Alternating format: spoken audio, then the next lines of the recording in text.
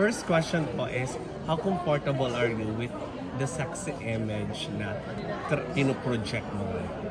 I won't say na I'm projecting a sexy image.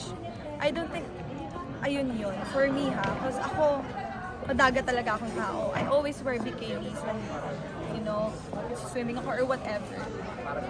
And I don't do that to project to people na I'm sexy. It's not that. It's me loving my body. It's me being, alam mo yun, parang free. It's liberating. Naalala ko yung first time na nagsuot ako ng bikini, I was 19. And sobrang balot ako dati. Lumaki ako na, hindi ako nag-short, hindi ako nagpa-pants, lagi ako naka-skirt, nagpastuhod, haba ng hair ko. As in, balot ako. Hindi ako sanay sa papakita ng skin. So, yung best friend ko, total opposite kami. Siya naman, as in, hubadera talaga na walang pakialam.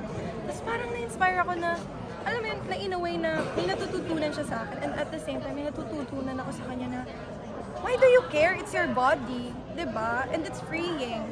First time nag-bikini ako, iba yung na-feel ko na parang, parang, alam mo yung nakawala ka sa hawla na, parang iba yung feeling. Freeing siya, liberating siya, na I get to be myself and wala akong pake. Kasi dati nagpake ako lagi na parang, hindi ko magpakita ng skin, ganyan.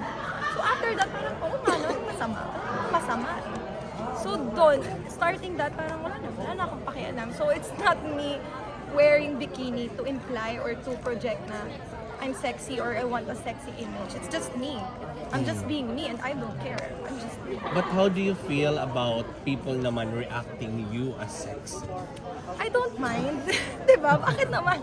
Thank you. Diba? Thank you. And nakaka-flatter yun, syempre. Diba? Kasi ako, I'm also the type of person na would take really good care of my body eh. Kasi it's me, diba? It's our temple eh. We should take care of it. So, when people see me as sexy, diba? Why not? Thank you. Diba? Thank you so much.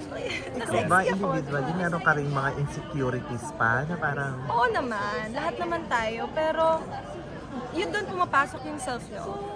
Kaya important talaga yung self-love. Kasi once you accepted yourself, kahit ano pang sabihin sa'yo ng mga tao, wala na yun eh. Kasi you accept yourself eh. Your weakness, your strength.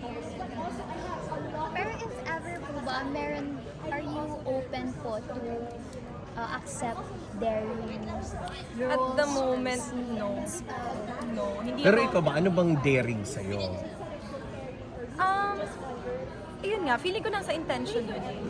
Oh. How you, alam mo, ako kasi, for me lagi Does siya it have to nag-voice be down with sa, the damit or does it have to be with the character? I think it's the character. Okay. You will see people na nagbi-bikinis and all, pero people don't see it as, daring, right?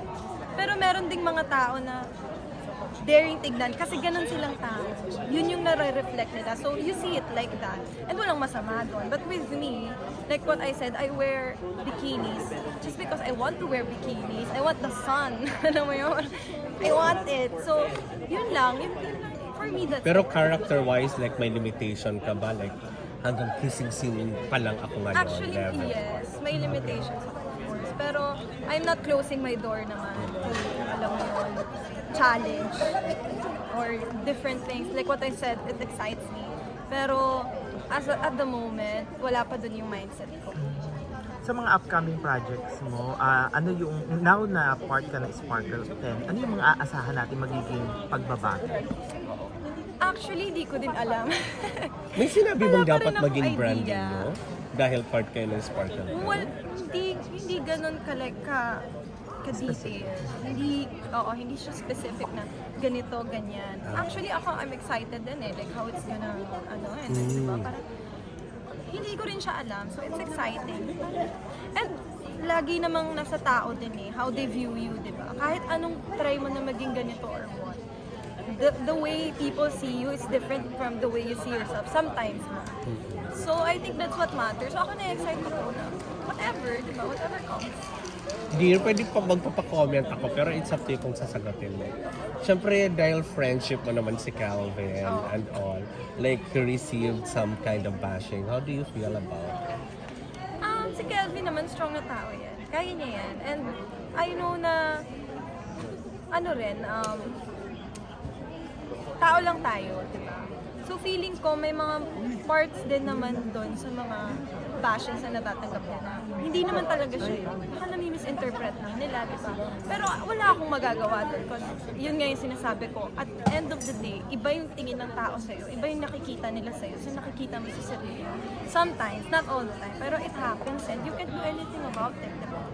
But as That's the real someone world. who has worked with him, ganun ba siya like when dealing with anxiety, with... He has that talaga. He has Oo. that. And alam mo yun, he has to deal with it. And yun nga, as people na, syempre nasa industry kami, all eyes sa amin. So, hindi mo talaga siya maiiwasan. Pero Ganun ikaw, talaga. sa part mo, how do you deal with it? Yung mga parang misinterpretations with your actions. Ako, empath ako, tao. Sensitive akong tao. Pag may sinabi ka sa or kahit energy mo, mararamdaman ko pag may something ka sa akin. And that affects me. Pero, ngayon, natuto na ako paano siya i-drop, paano na mawalan na lang ng pake. Pero dati, as in, para akong sponge talaga. Until now naman, like malakas ako makaramdam. Pero, natututunan ko na, alam mo yun, dati tinitignan ko siya as weakness ko. Pero na-realize ko na, you know what, strength ko yun eh. Kasi nakikita ko ano yung tao. Nababasa ko. So, ginamit ko siya na strength na para, alam mo yun, mahalin yung mga tao na alam ko na genuine sa akin. And hindi na, alam mo yun, ilag ko yung mga tao na hindi. And wala ka na lang ko. Taray, nasa self-awareness stage ka na kasi. Yes. Diba? All the time, I'm trying to be aware. All the time. Kasi kilala ko yung sarili ko eh, na ganun ako. Tsaka hindi ako marunong magtago. Like, hindi talaga. Lumalabas siya sa mukha ko, sa mata ko. So, anong magagawa ko, di ba? Ang hirap, pero ganun ako. So, I love me. I love me. Ayan. Sige, invite kung ano yung pwede namin abangan. Of course, yung Running Shake Man. Rattle nyo, Oo nga, ha? nasa Netflix Nasa Netflix na. Tsaka Running Man Season 2, malapit Yes. na. Ayan guys, Running Man Season 2, sa May na yata. Basta this year, abangan nyo yan, malapit na. Masaya to, malamig to. Kahit yung lamig Ay, lang yung maramdaman nyo sa Korea. TV. Korea.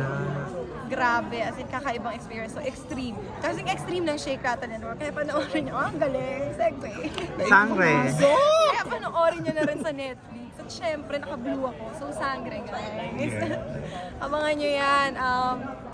Excited na rin kami. Pero hindi ko pa masabi kung kailan siya ipapalabas. Pero we're still preparing. I'm preparing. Kita nyo naman sa Oo nga. Grabe. Nagulat ka ba? Naku, Nagulat ka kaisip May sa muscle. flex mo, Mars, ha? Ayan, may mga pamasas tayo sa sa sangre. So, may pamasas. Abangan nyo yan. Excited na ako. So, Oy, congrats. So, nakita ko parang recently nag-meeting ata kayo or dinner. Nag-training kami last... ito lang. A few days ago. So, kumain din kami after. Kasi syempre gusto rin namin na may bonding din kami outside para, alam mo yun, lumabas, mag-reflect din sa screen. Pero yung kanak sa projects naman in between habang hindi pa talaga formally Kaya nagsistart. siguro, why not? Diba? Sayang din eh. Oo. Congrats, Dean!